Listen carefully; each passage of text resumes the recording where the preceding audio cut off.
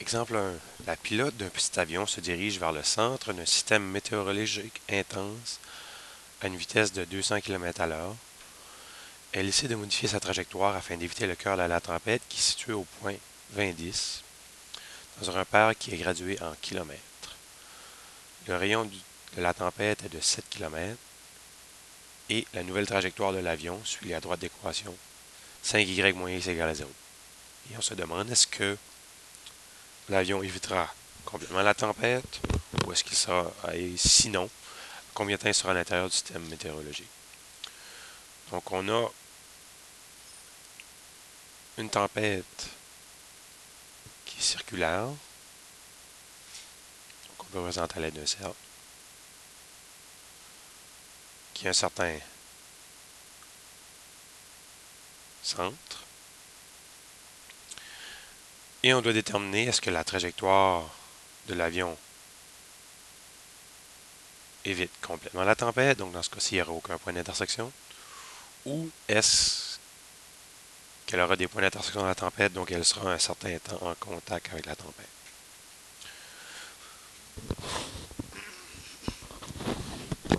Pour faire cela, on aura besoin d'avoir recours à l'équation canonique d'un cercle qui est de x moins h au carré plus y moins k au carré est égal à r au carré. Donc on a déjà toute cette information-là. Le centre HK est 20,10 et le rayon est 7. Ce qui nous donne l'équation de cercle suivante.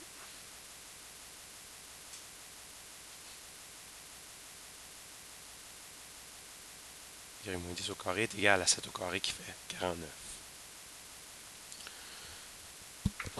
On doit déterminer est-ce que ce cercle-là a un point d'intersection avec la droite.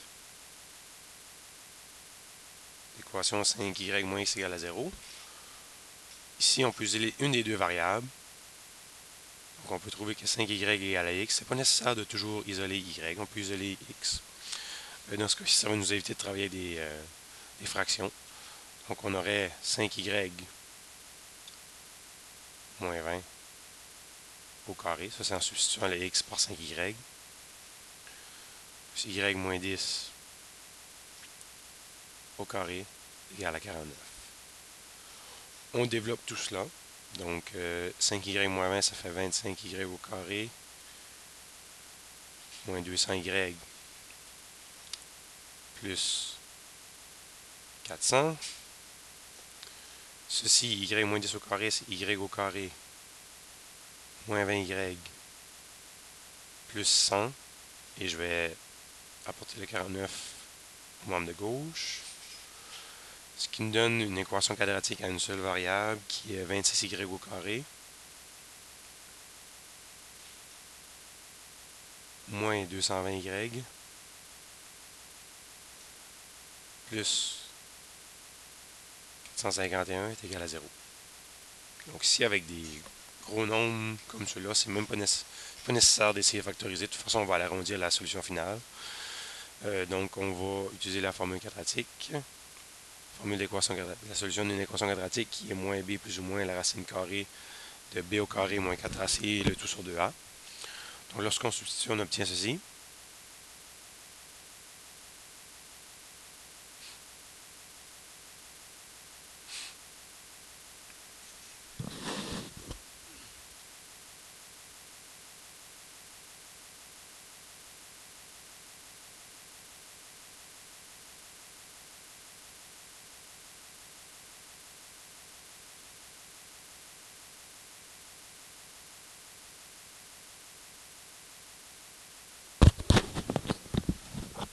Donc, on sort la calculatrice, on va trouver deux solutions.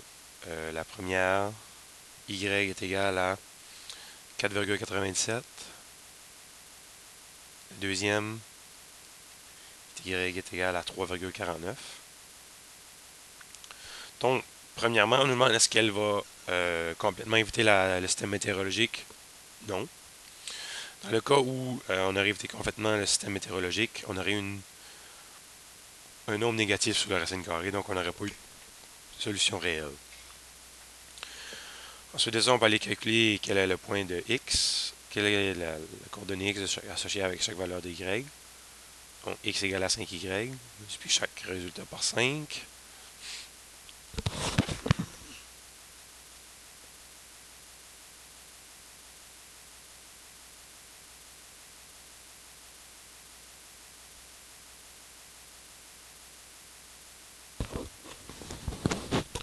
Donc, en fait, on connaît les coordonnées des deux points d'intersection. x1, y1, x2, y2. Pour connaître le temps, on a déjà la vitesse, donc ça nous prendra une certaine distance. Donc là, on peut aller faire la distance entre deux points.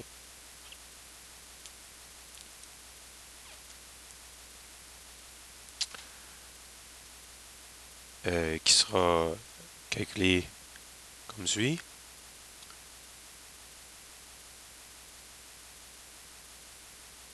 Donc, on fait la différence des x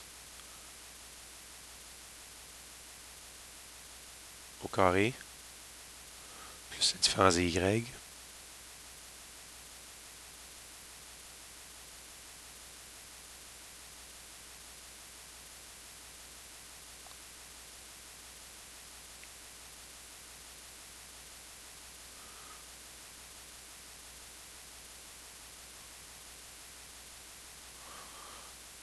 On évalue.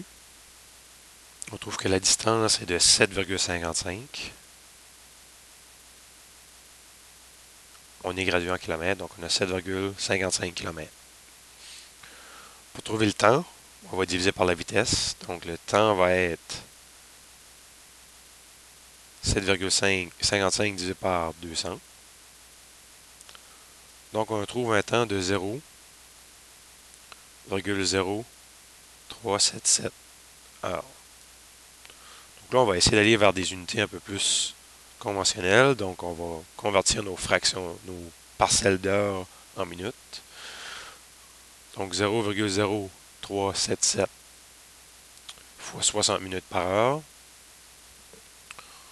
On trouve que ça nous fait 2,26 minutes. Donc, on va aller encore faire la même chose. Nos parcelles de minutes, on va les convertir en secondes. Donc, 0,26 minutes fois 60 secondes par minute. Ça nous donne une valeur de 15,6. Donc, on va arrondir à 16. Donc, on a 2 minutes 16 secondes à l'intérieur du système météorologique.